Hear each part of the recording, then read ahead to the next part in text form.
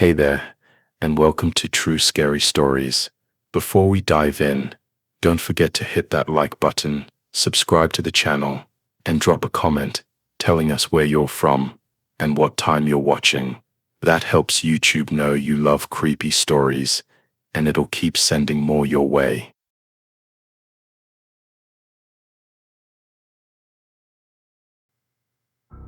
One, the night shift groundskeeper. My name is Marcus, and I worked as a night groundskeeper at Riverside Cemetery for 3 years. I thought I had seen everything until that October night in 2019. The pay was decent, and honestly, dead people never bothered me. Living people were always the real problem. It started like any other shift. I arrived at 11 p.m., checked in with the day supervisor, and began my rounds. Riverside is one of the oldest cemeteries in our county, dating back to 1847. The place sprawls across 43 acres, with sections divided by age and wealth. The fancy mausoleums sit up on the hill, while the older, simpler graves fill the lower areas near the maintenance shed. That night felt different from the moment I stepped out of my truck. The air hung thick and still, unusual for October. No wind rustled the oak leaves. No night sounds from the nearby woods. Even the highway, traffic seemed muted. I chalked it up to the weather and started my first patrol around midnight. The cemetery has specific routes we follow, checking for vandalism, ensuring gates are locked, and watching for trespassers. Teenagers sometimes sneak in for parties or dares. Usually a flashlight beam and stern voice sends them running. But as I walked the main path that night, my flashlight beam seemed dimmer than usual, barely cutting through the darkness. Around 12:30 a.m., I reached the oldest section near the back fence. This area gives most people the creeps even during the day. The headstones lean at odd angles, many cracked or weathered beyond reading. Twisted trees cast strange shadows, and the ground stays soft even during dry spells. I always hurried through this section, but that night something made me stop. A sound caught my attention. At first I thought it was an animal, maybe a raccoon or possum, but as I listened closer it sounded like scratching, not claws on bark or leaves rustling. This was methodical, deliberate scratching, like fingernails on wood. I followed the sound, sweeping my flashlight across the old graves. The scratching grew louder as I approached a weathered headstone marked Eleanor Whitmore, 1834-1852. The inscription below was too worn to read, but the scratching seemed to come from directly beneath it. My rational mind said it had to be an animal burrowing, but something felt wrong. The scratching had a rhythm, almost like Morse code. 3 short scratches, 3 long ones, 3 short again. SOS. I stood there, flashlight trained on the grave, listening to what sounded like someone trapped underground, desperately signaling for help. That's when my light died. Not gradually, like dying batteries, but instantly, plunging me into complete darkness. The scratching stopped at the same moment. The silence that followed was absolute, thick enough to feel pressing against my eardrums. I fumbled for my backup flashlight, hands shaking more than I care to admit. When the beam flickered on, I nearly dropped it. The soft earth around Eleanor's grave was disturbed. Not dug up, but pushed outward from below, as if something had pressed against it from underneath. Fresh scratches marked the wooden grave marker, gouges that definitely weren't there during my previous rounds. I backed away, radioing for my supervisor, but got only static. My cell phone showed no signal, unusual since I typically had good coverage throughout the cemetery. The smart thing would have been to leave, file a report in the morning, let someone else investigate, but something kept me rooted there, staring at that disturbed earth. The temperature dropped suddenly. I could see my breath in the flashlight beam. That's when I heard the voice. Help me. Faint, muffled, but unmistakably human. A woman's voice, desperate and weak. Please help me. Every instinct screamed at me to run. But what if someone was actually trapped down there? What if a grave had collapsed or someone had fallen into an old burial vault? I couldn't live with myself if I left someone to die. "Hello," I called out, feeling foolish. "Can you hear me?" "Yes," came the immediate reply, clearer now. "I've been calling for so long. Please dig me out." I knelt beside the grave, pressing my ear to the disturbed earth. The voice seemed to come from directly below, maybe 6 feet down. Standard burial. Depth. But Eleanor Whitmore had been dead for over 150 years. "What's your name?" I asked, still hoping for a rational explanation. "Eleanor," she whispered. "Eleanor Whitmore. I woke up in the dark. I can't move. There's wood above me and I can't breathe properly. Please hurry, my blood turned to ice. This couldn't be happening. Dead people don't wake up after a century and a half." But the voice sounded so real, so desperate. I found myself reaching for the small emergency shovel I kept in my utility belt. "Don't," said another voice behind me. I spun around, flashlight, beam sweeping across the cemetery. A figure stood about 20 feet away, partially hidden behind a large monument. An older woman in a long dark dress, her gray hair pulled back severely. She looked solid, real, but something about her made my skin crawl. "Don't dig," she said again, stepping closer. "She's not supposed to wake up yet." "Who are you?" I managed to ask. "Constance Whitmore, Eleanor's sister." She moved closer and I could see her face more clearly. Pale, with dark circles under her eyes, but definitely human. "I've been watching over her for so long. She only wakes up when she's hungry." "Hungry for what?" Constance smiled, and I saw that her teeth were too sharp, too many. "Life force, warmth, the energy that keeps hearts beating. Eleanor was always selfish, even in life. Death didn't cure her of that." The scratching started again, more frantic now. Eleanor's voice rose from the grave, no longer weak and pleading. "Don't listen to her. She's lying. I'm alive, I'm hurt. Please help me." "She feeds on compassion," Constance explained calmly. "On the desire to help others. She calls out to the living, pretends to be trapped, hurt, dying. And when they dig, when they reach down to help her, please." Eleanor's voice became a shriek. "I can see light. You're right there. Just dig a little more." I hadn't realized. I was still digging. The small shovel in my hands was caked with dirt, and I'd already cleared several inches of earth from around the grave marker. My hands moved without conscious thought, driven by the desperate need to help someone in distress. "Stop," Constance said firmly. "Look at your hands." I looked down and gasped. My hands were pale, almost translucent in the flashlight beam. The veins showed dark beneath the skin and I felt weak, dizzy. How long had I been digging? "She's already feeding on you," Constance explained. "Every moment you listen to her, every ounce of compassion you feel, she drains a little more life from you. That's her curse, and mine is to stop her when she wakes." Eleanor's voice changed, becoming deeper, more menacing. "You can't stop me this time, sister. This one's already half drained. Just a little more and I'll have enough strength to break free myself." I tried to drop the shovel, but my hands wouldn't obey. They kept digging, seemingly of their own accord. The hole was getting deeper and I could feel my strength ebbing away with each scoop of earth. "There's only one way to break her hold on you," Constance said, pulling something from her dress, a small iron cross, old and tarnished. "But you have to want to be free more than you want to help her." That was the key. I had to fight against my own nature, my own compassion. Eleanor sensed the change immediately. "No," she screamed. "I'm so close.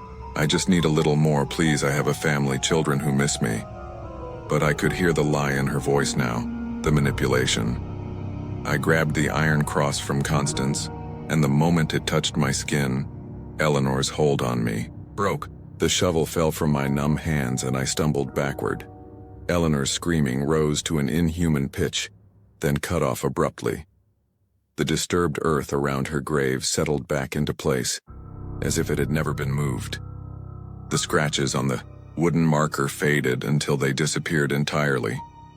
"She'll sleep again now," Constance said, tucking the cross back into her dress.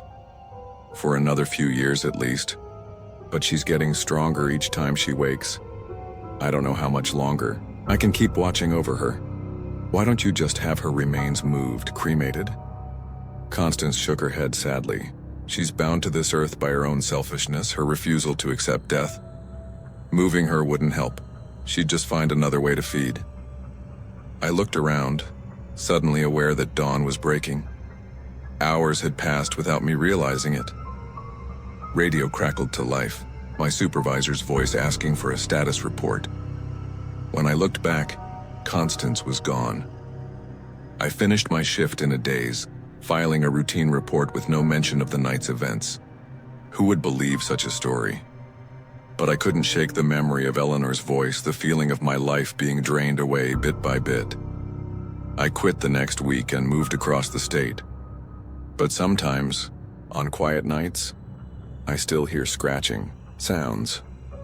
And I wonder if Eleanor Whitmore has found another compassionate soul to feed on, someone else whose desire to help others might be their downfall.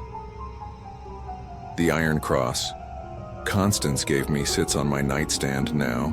I never go anywhere without it. Story 2. The midnight photography had always been my passion, but it wasn't paying the bills. By day, I worked a boring office job, but evenings and weekends belonged to my camera. I specialized in what people called atmospheric photography. Abandoned buildings, fog-shrouded forests, anywhere with mood and mystery. That's how I ended up at Greenwood Cemetery at midnight on a November evening in 2020. I'd been planning the shoot for weeks. Greenwood is famous for its Victorian-era monuments and elaborate mausoleums.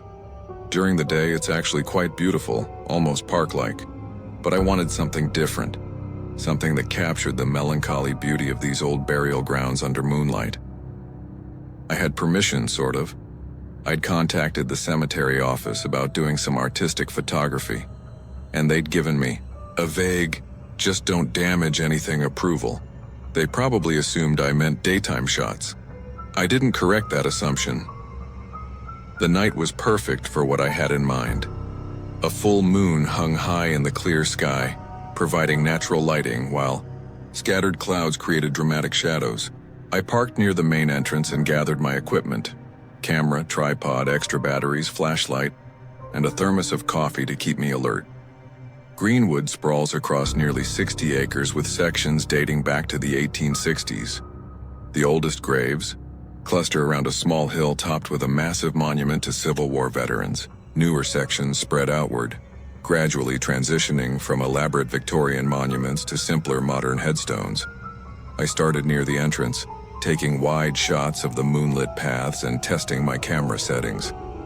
The old film camera I preferred, for night photography required careful metering, and I wanted to capture the ethereal quality of moonlight on marble and granite. For the first hour, everything went perfectly. I moved deeper into the cemetery, finding compelling compositions. Among the weathered angels and ornate family crypts, the silence was profound but not oppressive, broken occasionally by an owl's call or the distant rumble of late-night traffic. It was around 1 a.m. when I noticed something odd in my viewfinder. I'd been photographing a particularly striking angel, statue, arms outstretched as if welcoming the dead to their eternal rest. Through the camera lens, everything looked normal, but when I lowered the camera to check my composition with the naked eye, I could swear I saw movement near the angel's base. I raised the camera again, peering through the viewfinder. Nothing unusual, just the angel, serene and motionless, exactly as it should be. I attributed the movement to tired eyes and shifting shadows from the passing clouds, but it happened again with the next shot. This time I was photographing an ornate family mausoleum, the kind wealthy families built to house multiple generations. The structure was impressive even by Victorian standards, with carved columns, decorative ironwork, and stained glass windows that would glow beautifully if lit from within. Through my camera lens, the mausoleum looked abandoned and peaceful. But when I lowered the camera, I could see soft light flickering behind those stained glass windows. Not electric light, but the warm, dancing glow of candles or oil lamps. I stood there for several minutes, alternating between looking through the camera and with my naked eyes. Every time I used the viewfinder, the mausoleum appeared dark and empty. Every time I looked directly, I saw that subtle, flickering light. My rational mind offered explanations. Maybe light from the street was reflecting off the glass at just the right angle. Maybe my eyes were playing tricks in the dim moonlight. But deep down, I knew something wasn't right. I decided to investigate. The mausoleum belonged to the Ashford family, according to the inscription above the entrance. The dates range from 1867 to 1923, suggesting the family line had ended or moved away decades ago. The iron gate protecting the entrance was locked, but I could peer through the decorative metalwork. With my naked eyes, I could see the interior, dimly lit by what appeared to be candles placed around a central tomb. Shadows moved within, suggesting people moving about inside. But when I raised my camera and looked through the viewfinder, I saw only darkness and empty space. That's when I realized the truth. My camera wasn't just capturing light and shadow. It was showing me reality as it actually existed. What I was seeing with my naked eyes was some kind of supernatural residue, an echo of the past playing out in the present. The implications hit me like a physical blow. If this was true, then the movement I'd been seeing all night wasn't my imagination. The dead were active in this cemetery, going about some kind of ghostly business, invisible to normal sight but somehow perceptible to my naked eyes under the right conditions. I should have left then. Any sane person would have packed up their equipment and headed home. But I was a photographer, and I'd stumbled onto something unprecedented. If I could document this somehow, capture evidence of what I was seeing, it would revolutionize paranormal research. I spent the next hour experimenting with different techniques. Long exposures sometimes captured strange streaks of light that weren't visible during the actual shot. Infrared film revealed odd cold spots around certain graves, but nothing definitively showed the figures I was seeing with my naked eyes. That's when I decided to try something risky. I'd heard stories about photographers in the early days of the medium accidentally capturing spirit photographs, images that seemed to show ghostly figures alongside living subjects. Most were later debunked as double exposures or chemical accidents. But what if some were real? What if certain photographic techniques could actually record supernatural phenomena? I loaded a roll of experimental film I'd been saving for special occasions. It was high-sensitivity stock designed for extreme low-light conditions, pushed 2 stops beyond its normal rating, and developed with special chemicals that enhanced contrast. If anything could capture what I was seeing, this would be it. I set up my camera in front of the Ashford Mausoleum and prepared for a long exposure. Through the viewfinder, everything looked normal, empty darkness behind the locked gate. But with my naked eyes, I could see at least 4 figures moving around inside, tending to the central tomb as if performing some kind of ritual. The exposure took nearly 10 minutes. I had to remain perfectly still, trying not to breathe too heavily and disturb the camera. During those 10 minutes, I watched the scene inside the mausoleum with fascination and growing dread. The figures appeared to be dressed in clothing from different eras.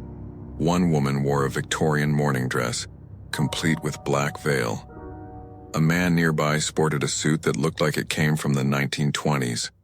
2 others wore more modern clothing, though still decades out of date. They moved around the central tomb with purpose, placing what looked like flowers, lighting candles, and occasionally kneeling as if in prayer. It was clearly some kind of memorial service, but for whom? And why were people from different time periods participating together? The exposure finished and I wound the film forward. As soon as I did, the scene inside the mausoleum changed dramatically. The figures stopped their ritual and turned toward me, as if they'd suddenly become aware of my presence. 4 faces stared out at me through the iron gate. Their expressions weren't angry or threatening, but there was something deeply unsettling about their attention. They looked hungry, not for food, but for something else. Recognition, acknowledgement, or something more sinister. The woman in the Victorian dress approached the gate. She was clearly the oldest of the group, both in terms of when she'd lived and how long she'd been dead. Her pale face was gaunt, her dark eyes sunken but still intelligent. She spoke, though I heard no sound.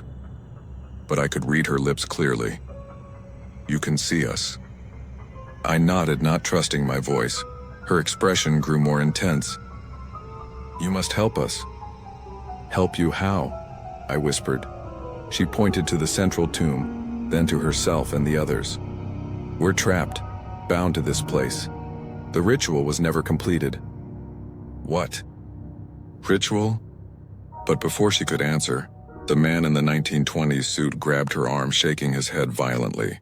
They began what appeared to be an argument, though I still couldn't hear their voices. The 2 more modern figures backed away, looking frightened. That's when I realized my mistake. By acknowledging them, by responding to their communication, I'd somehow opened a door that should have remained closed.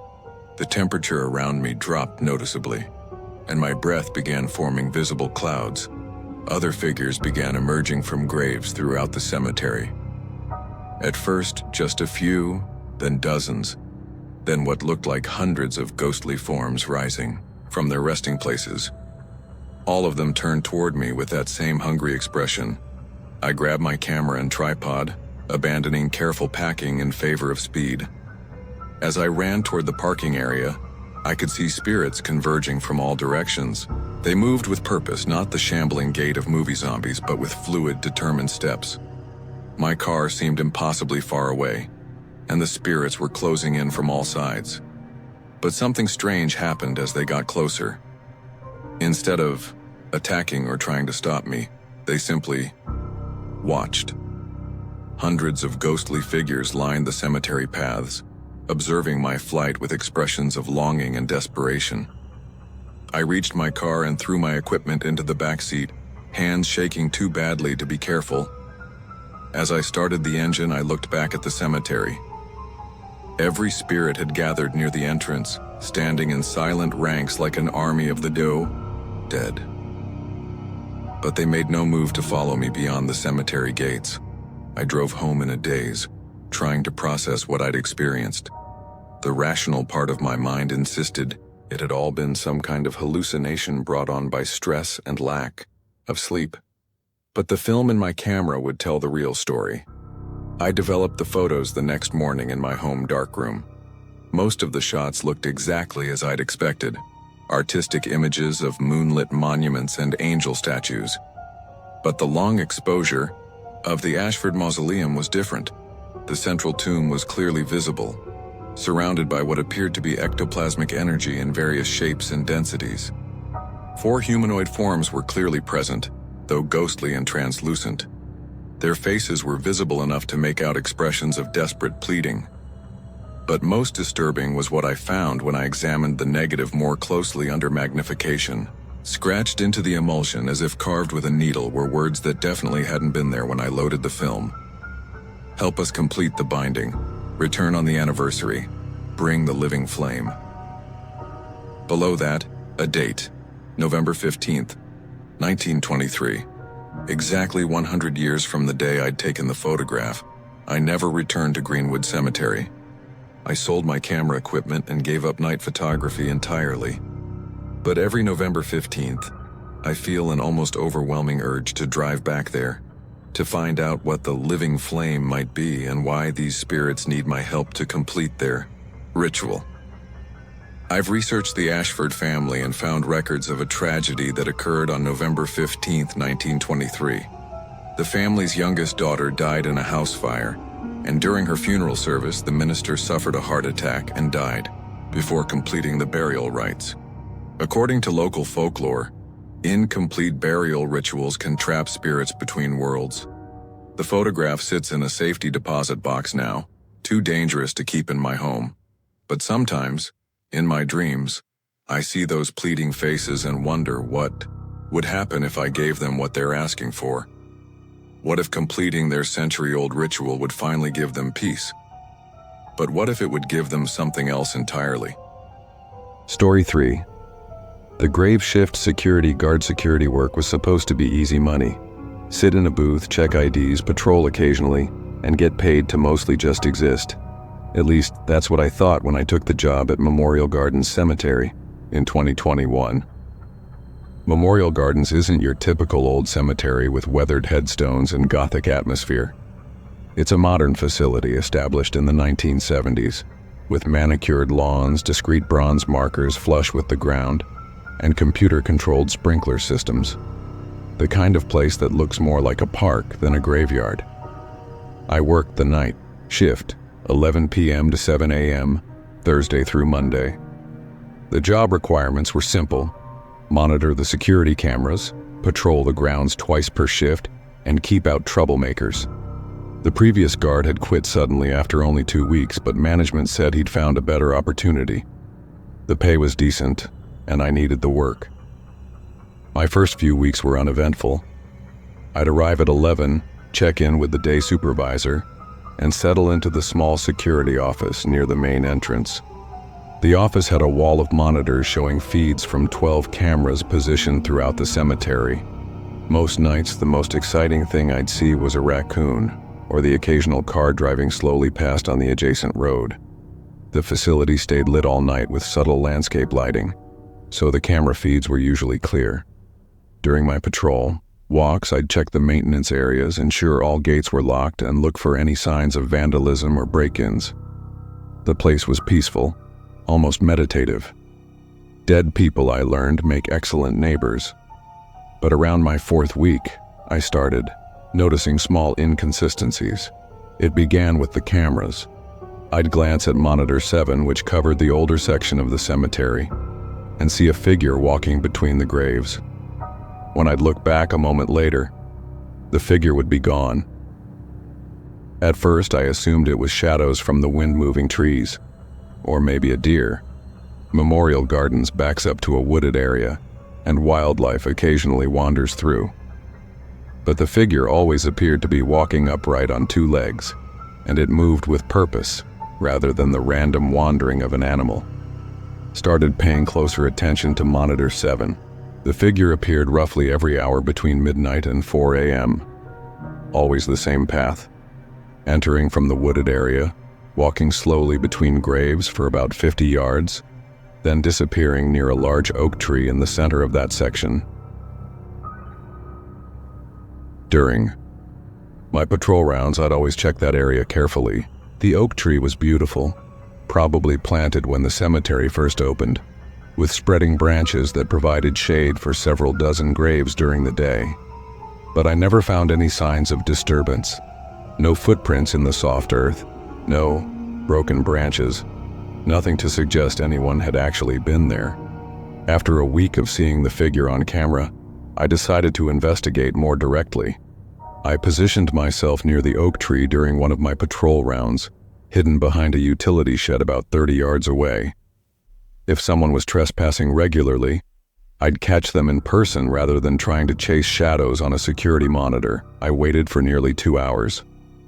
The night was quiet, with just the distant hum of highway traffic and the occasional rustle of leaves. My radio was turned low, and I dimmed my flashlight to avoid being seen. If someone was sneaking around, I wanted to observe them before deciding whether to confront them or call for backup. At 2:17 a.m. exactly, I saw movement near the tree line. A figure emerged from the woods, just as I'd seen on the cameras. But this close, I could make out more details. It was a woman, middle-aged, wearing what looked like a simple dress or hospital gown. She walked slowly but steadily, not like someone trying to hide, more like someone going about routine business. She moved between the graves with familiarity, occasionally stopping to kneel beside certain markers.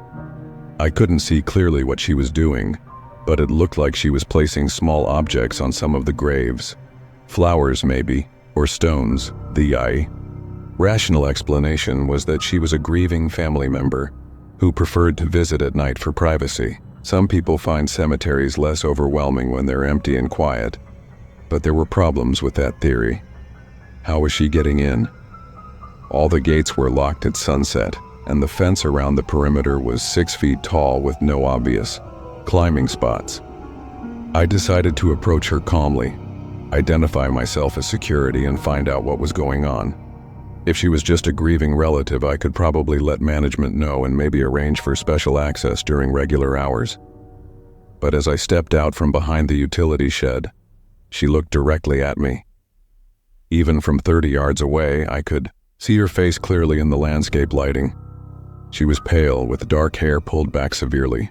Her expression wasn't startled or guilty like you'd expect from someone caught trespassing. Instead, she looked sad.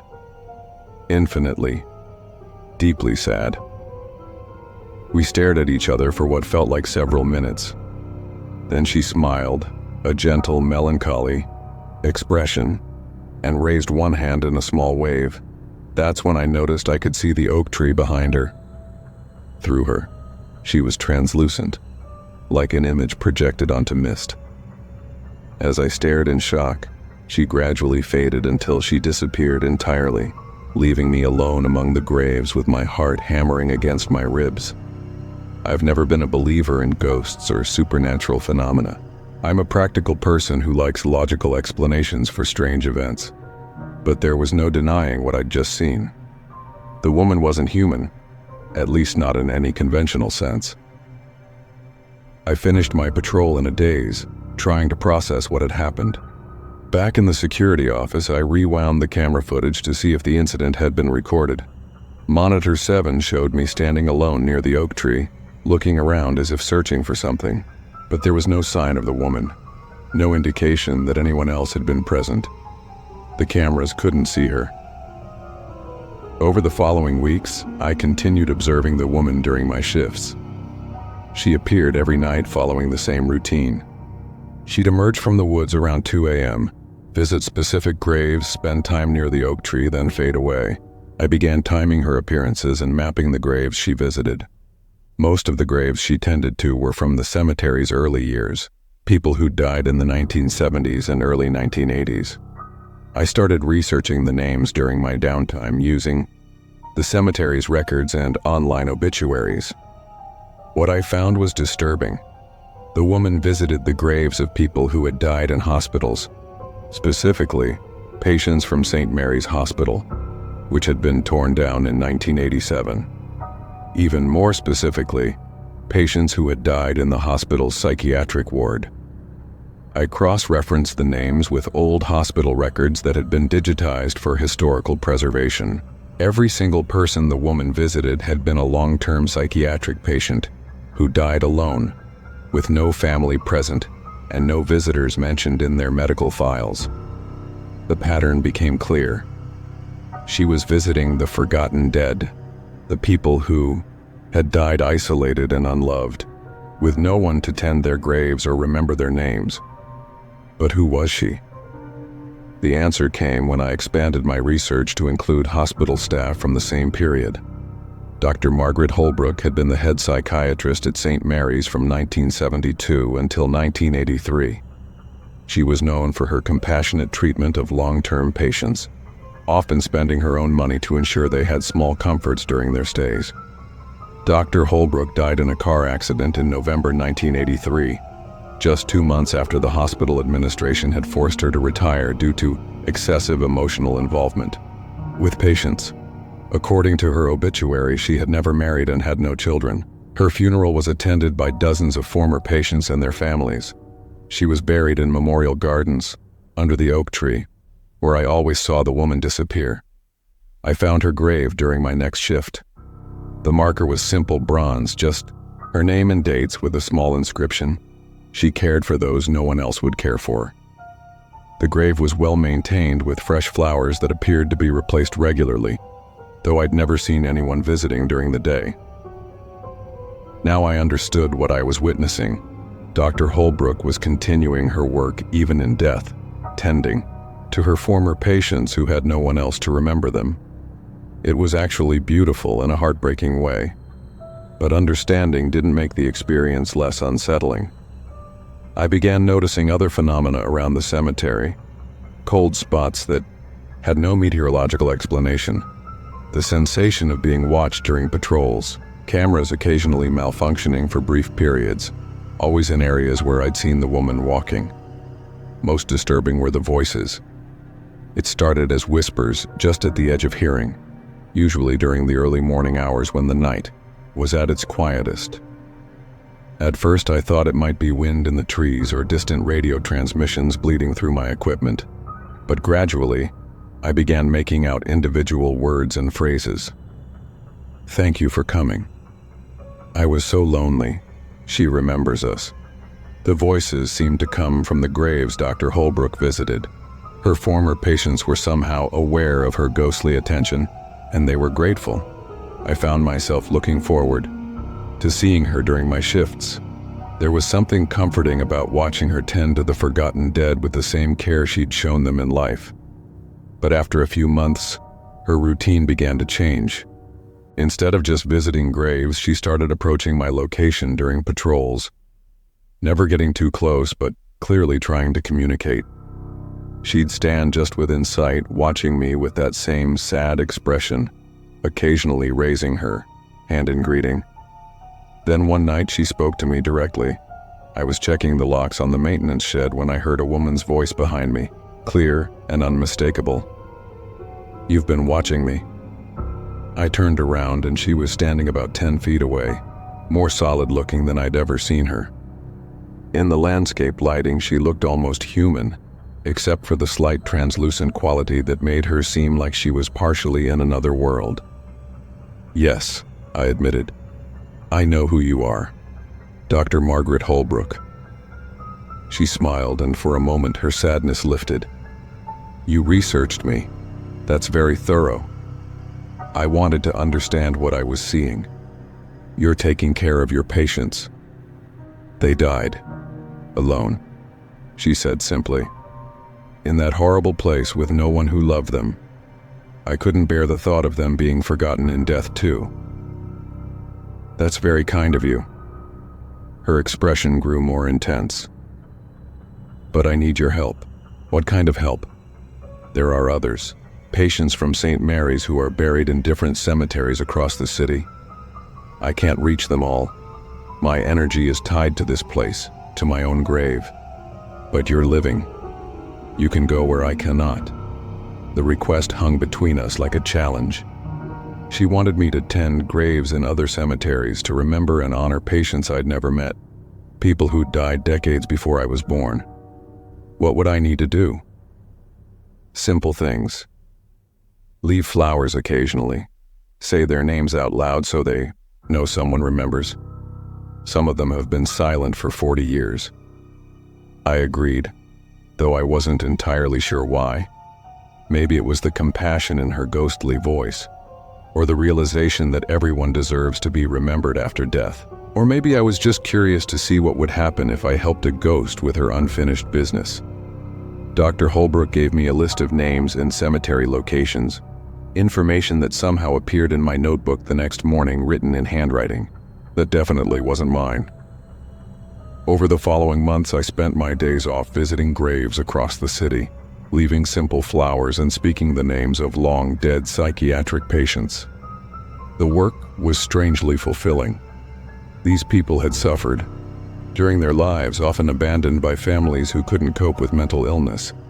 In death, they'd been forgotten entirely, but saying their names, acknowledging their existence, felt like a small act of justice.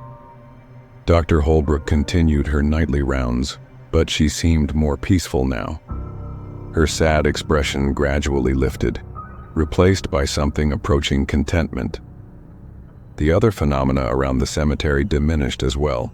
Fewer cold spots, less sense of being watched, no more whispered voices. Then one night, she didn't appear. I waited in the usual spot, watching Monitor 7 and glancing toward the oak tree during my patrol. But 2 a.m. came and went without any sign of her. The cemetery felt different, somehow lighter, as if a weight that had been pressing down on the place for decades had finally lifted. I visited her grave that morning before leaving my shift. Fresh flowers covered the bronze marker more than I'd ever seen before. As I stood there, a gentle breeze rustled the oak leaves, and I could swear I heard her voice one last time. "Thank you. They're all at peace now." I never saw Dr. Holbrook again. The cemetery returned to normal, just a quiet, well-maintained resting place with no unusual phenomena. But I continued visiting the graves on her list, honoring the memory of people who deserve to be remembered. Sometimes the best ghost stories aren't about fear or horror. Sometimes they're about love that transcends death, and the human need to be remembered by someone, anyone, even a stranger, who happened to care enough to say your name in the dark. Story 4. The Inheritance. I inherited Hollow Creek Cemetery from my great-uncle Walter in the spring of 2018. The news came as a complete surprise, delivered by a lawyer I'd never met representing a relative I barely remembered meeting. Uncle Walter had been the black sheep of our family, the eccentric relative who showed up to funerals but never stayed for the reception afterward. I had vague memories of him from my childhood, a tall, thin man with wild gray hair and eyes that seemed to see things others couldn't. My parents always spoke about him in hushed tones, using phrases like, "not quite right," and "too much time alone." The inheritance consisted of a small cemetery in rural Montana, along with a modest house on the property, and enough money in trust to maintain both for several years.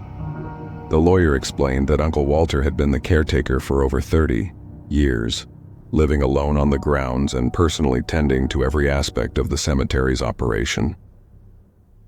At 28, I was stuck in a dead-end job in Chicago with no real prospects and mounting student loan debt. The idea of owning property, even a cemetery, seemed like an opportunity to start over. I quit my job, packed my belongings into a U-Haul, and drove west to claim my strange inheritance. Hollow Creek Cemetery sits on 15 acres of rolling hills about 20 miles outside of Missoula. The property is beautiful in an understated way, with mature pine trees providing natural windbreaks and a small creek meandering along the eastern boundary. The graves date back to the 1890s, when the area was first settled, and represent about 800 burials spread across the gently sloping landscape. The house Uncle Walter had lived in was small but well-maintained, a simple 2-bedroom cottage with a stone fireplace and wide front porch overlooking the cemetery grounds. Everything was neat and organized, as if he'd been expecting his departure. His personal belongings were minimal, some clothes, basic furniture, and shelves lined with journals dating back decades. I spent my first week exploring the property and getting familiar with the cemetery's layout. The older graves clustered around a small hill topped with a weathered monument to early settlers. Newer sections spread outward in rough chronological order, with the most recent burials near the maintenance shed and equipment storage. Uncle Walter had kept meticulous records. Every grave was documented with detailed maps, showing precise locations, burial dates, and family information.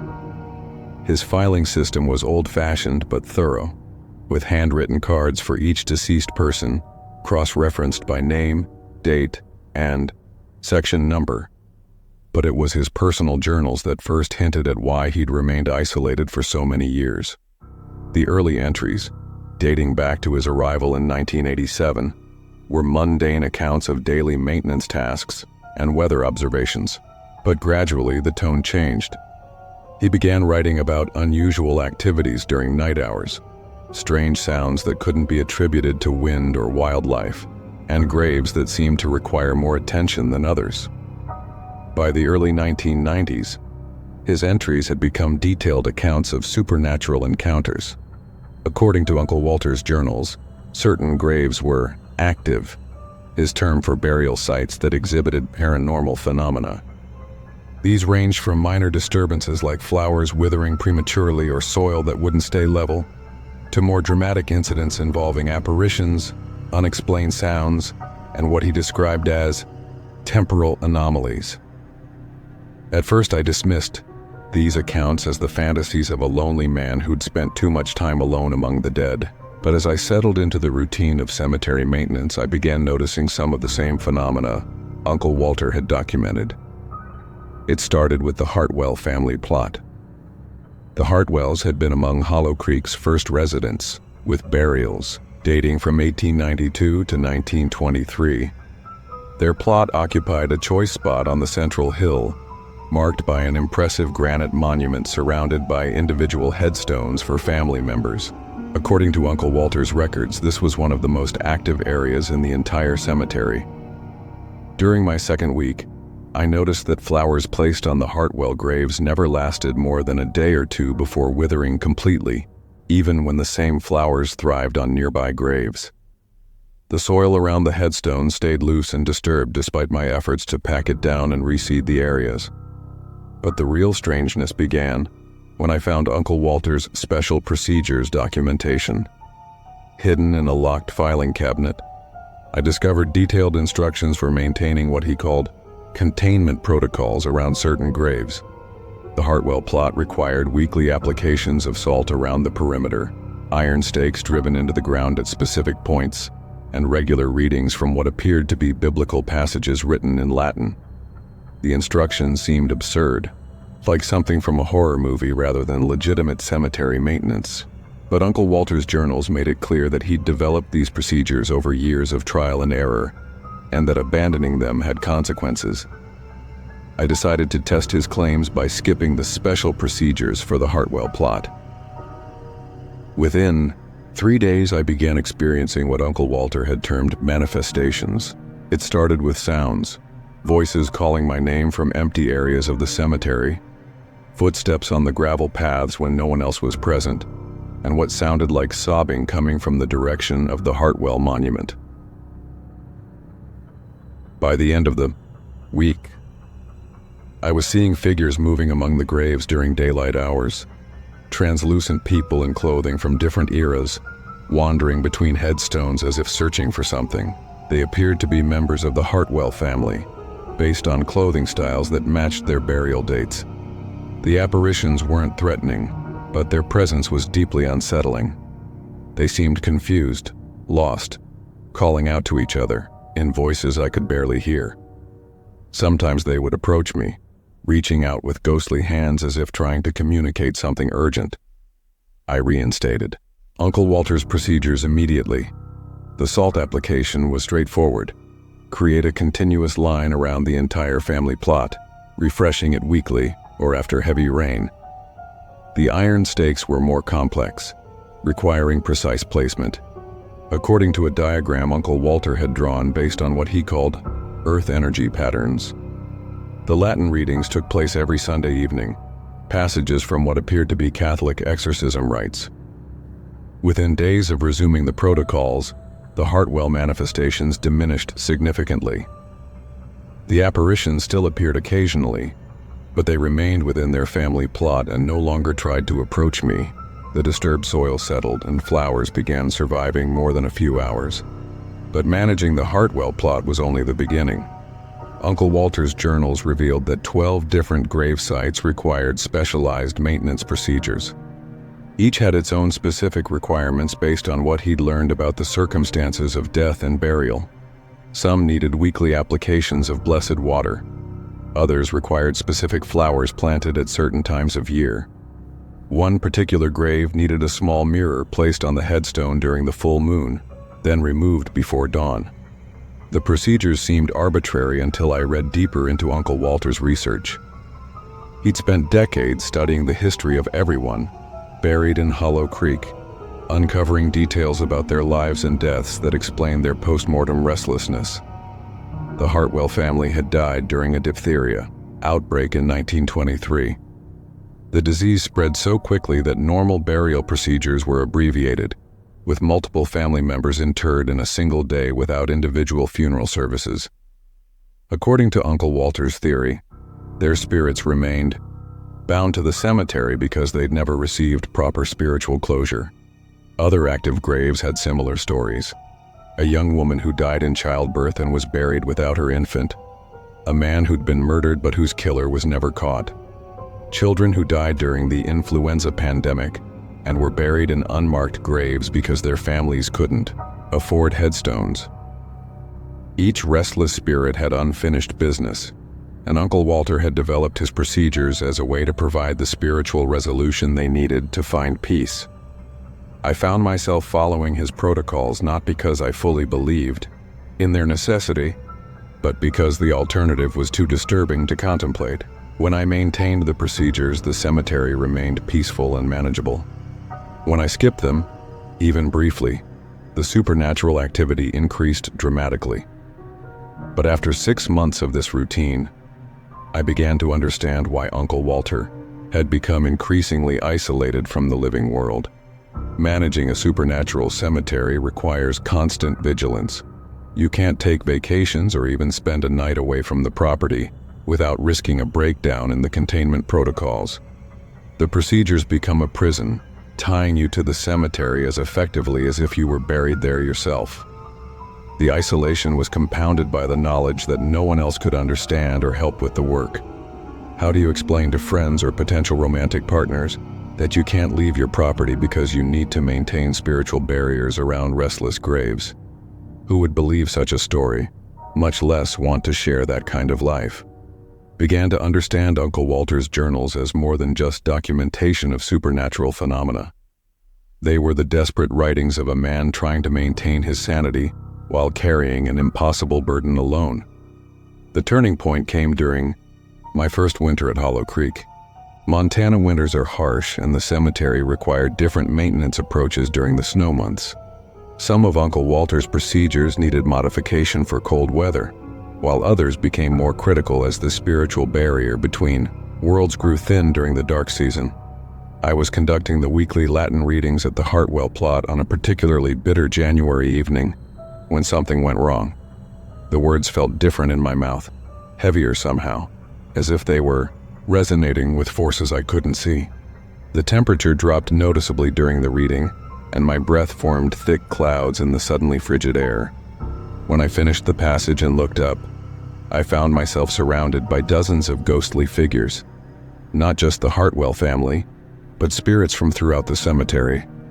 They stood in silent ranks around me, translucent forms in clothing spanning more than a century of fashion. Men in work clothes from the mining era, women in Victorian dresses, children in simple cotton garments, and more recent spirits in modern clothing. They all stared at me with the same expression of desperate longing.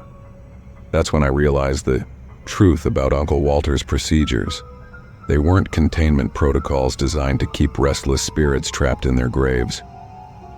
They were feeding rituals providing spiritual energy that kept the dead conscious and aware, instead of allowing them to pass on to whatever comes after death. Uncle Walter hadn't been helping these spirits find peace. He'd been keeping them earthbound, conscious and eternally hungry for the energy his rituals provided. The dozens of ghosts surrounding me weren't grateful for my maintenance of their spiritual needs. They were addicted to the energy, dependent on my weekly procedures to maintain their post-mortem existence. And like any addicts, they would do anything to ensure their supply continued. I stopped the readings immediately, but it was too late. The spirits had become accustomed to the spiritual feeding, and my sudden cessation sent them into a frenzy. For weeks, the cemetery was in chaos. Apparitions appeared constantly, sometimes dozens at a time. They followed me to the house, pressing ghostly faces against windows and calling my name throughout the night. Graves began opening on their own, not violently but gradually, as if the dead were trying to claw their way out. The soil around active burial sites became loose and unstable, creating sinkholes that made it dangerous to walk in certain areas. Most disturbing were the changes in the spirits themselves. The gentle, confused ghosts I'd grown accustomed to became increasingly aggressive and desperate. They began appearing during daylight hours, solid enough to manipulate physical objects. Tools went missing from the maintenance shed. Flowers were torn from graves and scattered across paths. One morning I found "Fida" spelled out in disturbed earth across the cemetery's main entrance.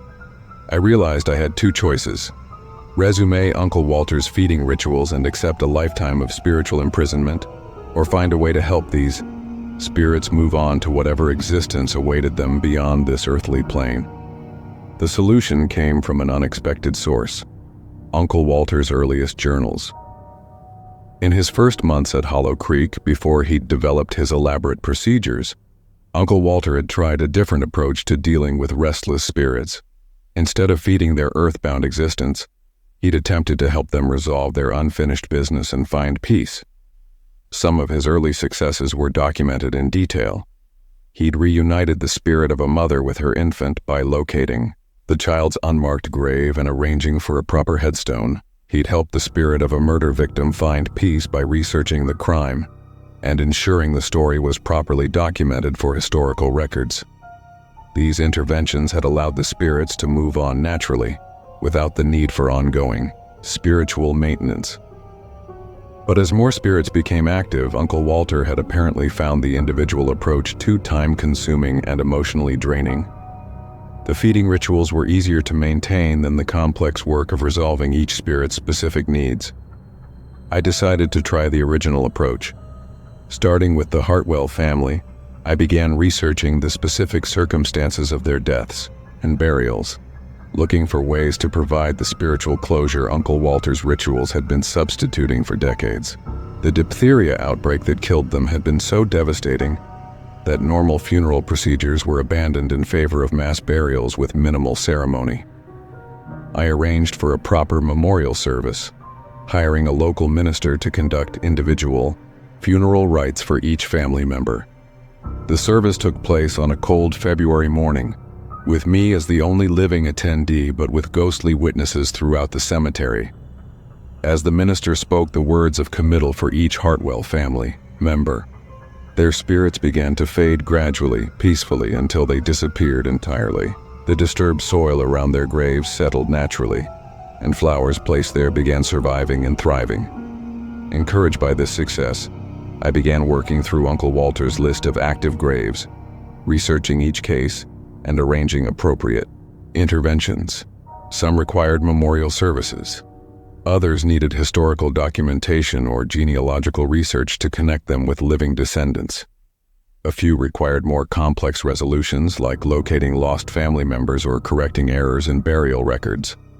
The work was exhausting and emotionally demanding, but gradually the cemetery began to find peace. Spirits moved on one by one, their earthbound restlessness resolved by the closure they'd been seeking for decades. By spring, Hollow Creek had transformed from a supernatural prison into what a cemetery should be, a peaceful resting place where the dead could find eternal rest. I still live on the property, but now as a normal cemetery caretaker rather than a spiritual warden. The graves require only standard maintenance, and the nights are quiet except for natural sounds.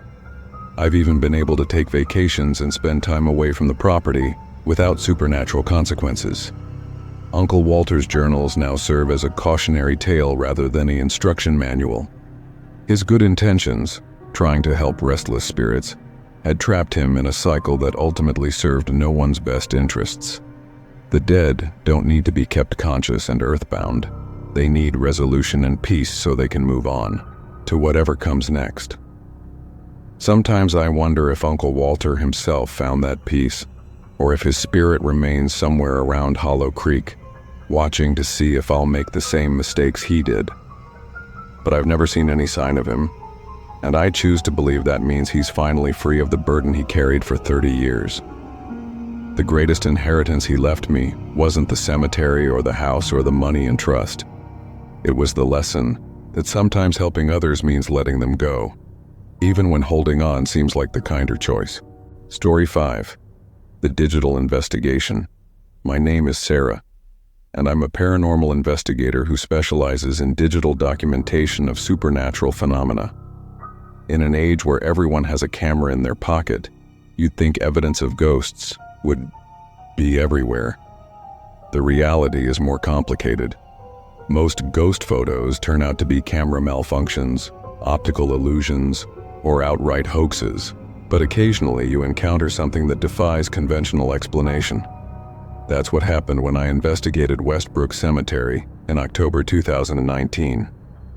I'd been contacted by the cemetery's board of directors after visitors started reporting unusual photographs.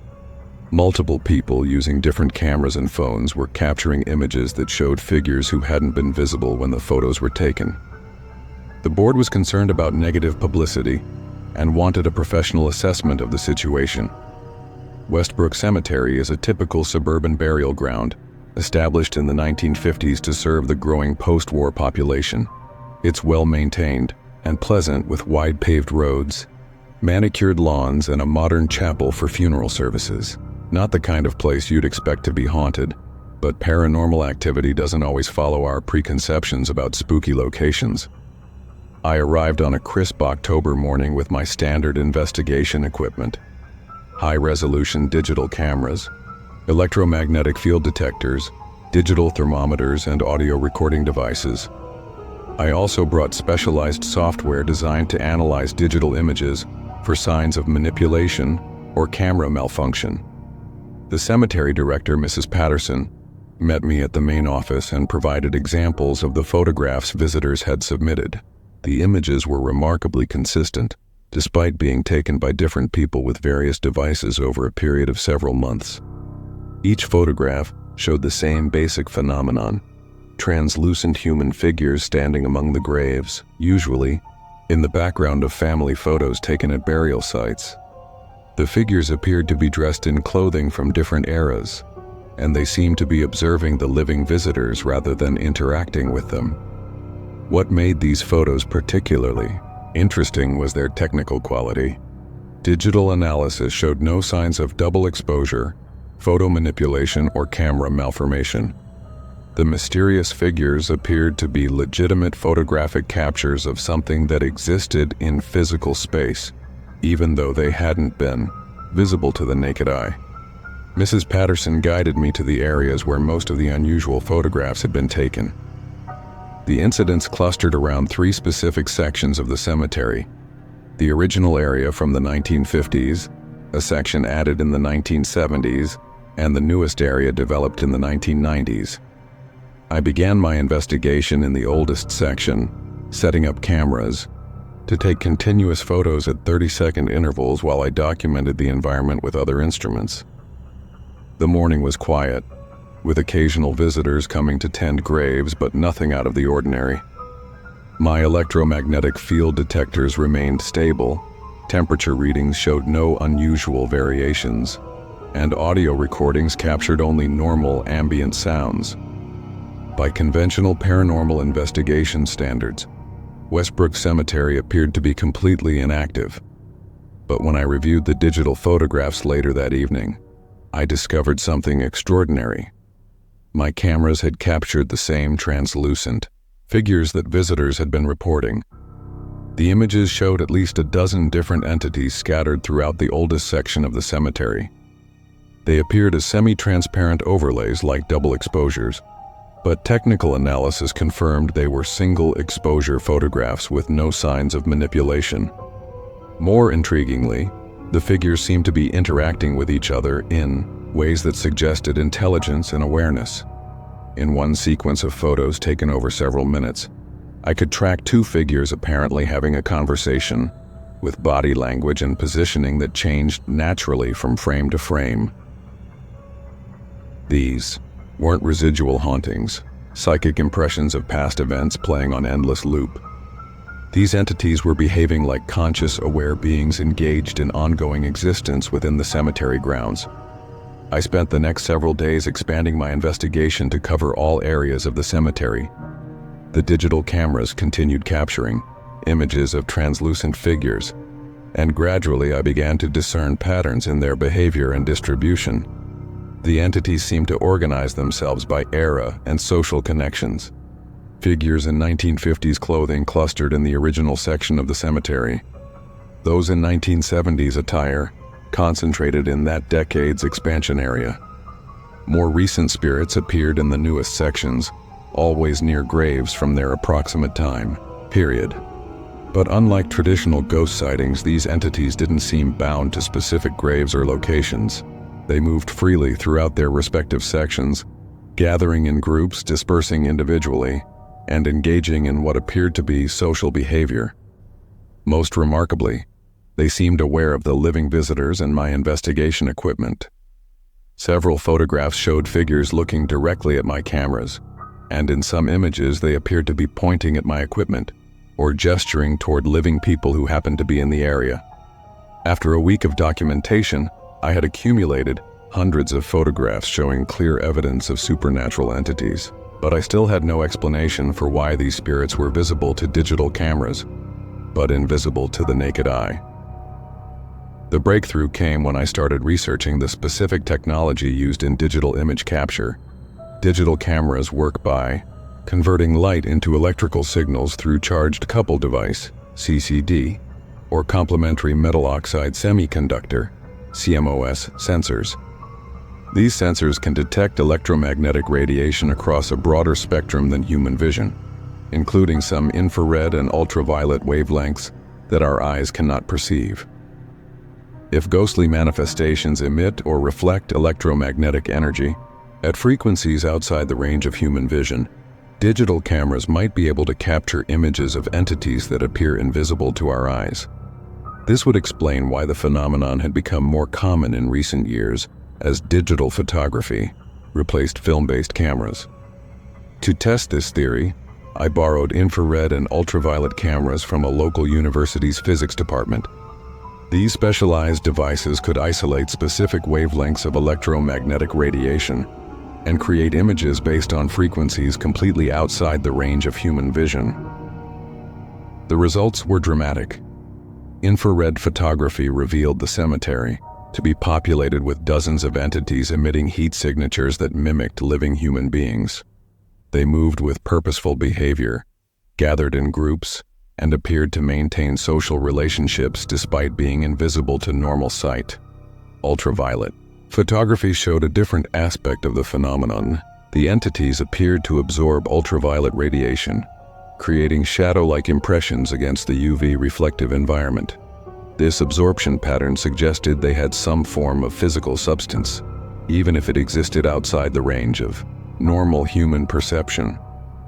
Most significantly, the specialized cameras allowed me to observe the entities in real time rather than discovering them later in developed photographs.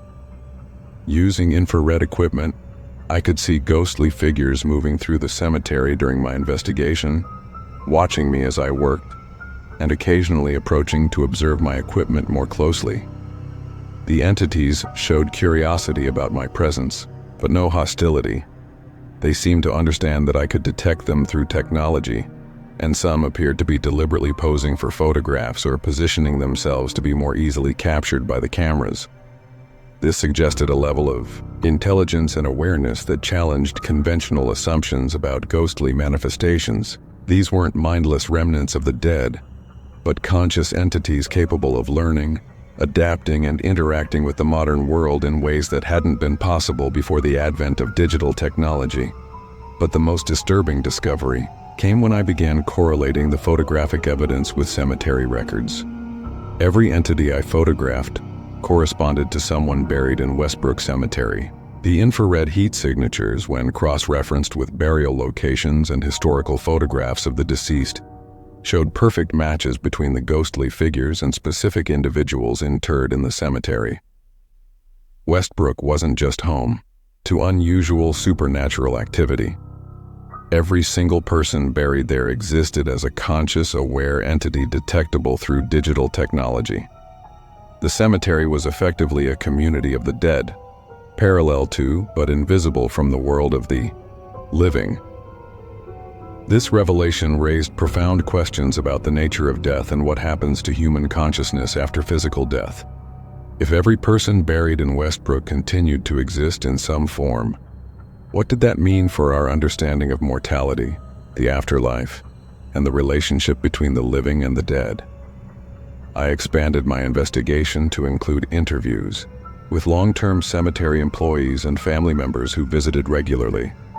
Several staff members reported sensing presence in certain areas, feeling watched during their work, and experiencing the sensation that the cemetery was more populated than the number of living visitors would suggest.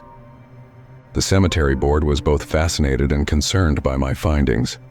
The evidence of continued existence after death could provide comfort to grieving families, but it also raised practical questions about privacy, consent, and the ethical implications of a parallel community of the dead. After extensive discussion, we decided to keep the full scope of my findings confidential while developing guidelines for respectful interaction with the cemetery's invisible residents. The photographic anomalies would be acknowledged as an unexplained phenomenon, but the deeper implications would remain protected.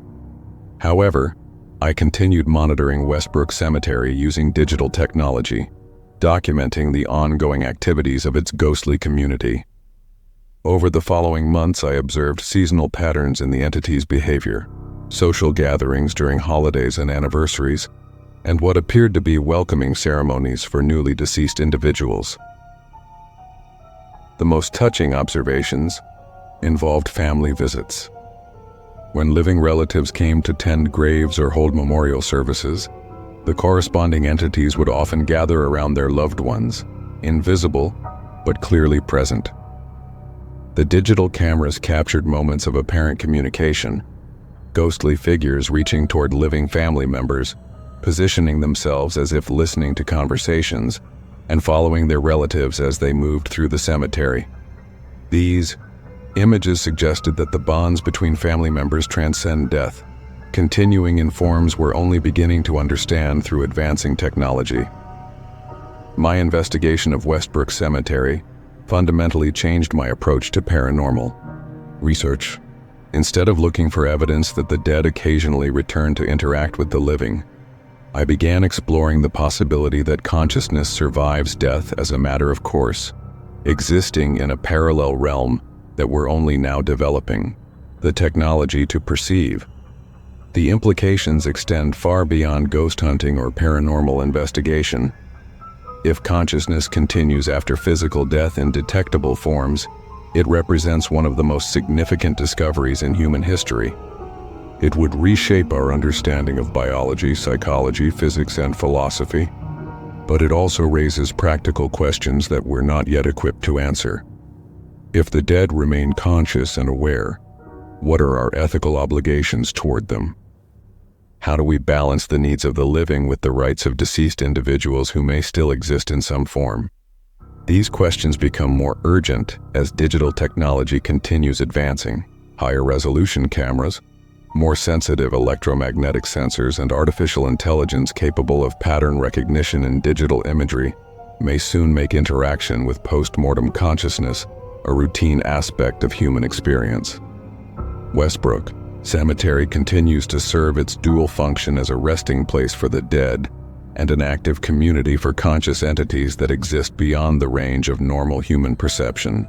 The living and the dead share the same space, separated only by the limitations of our sensory experience and the frequency ranges of electromagnetic radiation we can naturally detect. The digital revolution hasn't just changed how we live. It's begun to reveal how we continue to exist after death, in forms and communities we're only starting to understand. My cameras still capture new images of Westbrook's invisible residents, and I continue documenting their activities as part of an ongoing study into the persistence of human consciousness beyond physical death. Each photograph raises new questions about the nature of existence, the meaning of mortality, and the possibility that death is not an ending, but a transition to a different form of life. The dead may be more alive than we ever imagined,